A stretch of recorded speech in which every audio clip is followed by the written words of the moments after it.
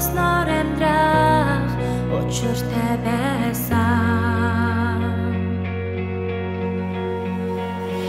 Өсөж нас вигүйцэх хугацаанд энэ бүхнийг тэтгэдэг зүйлээ бурахны амийн амьсгал билээ.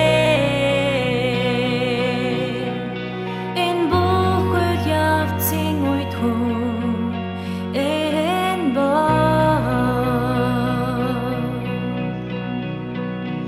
эцэг ихийн хар халамжийн аж хийж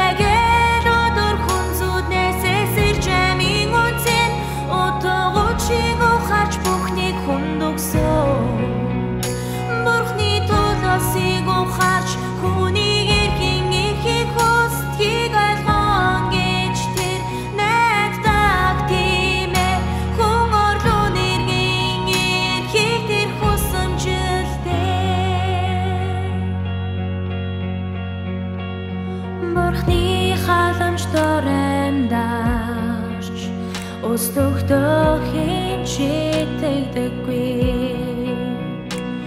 хүний өсөлт амийн зэн савангаас ирдэг гэж үздэг.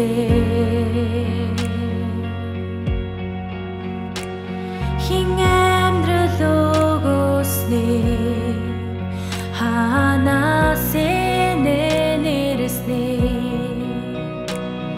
амийн зэн саван гайхамшиг бүтээдгийг мэддэггүй. Ойддаг холон амьдралыг тэтгэж шаргуу зөвхрөлтгүй оролдог учраас амьдарч хэдийгээр амьд явдаг гэж тэд боддог.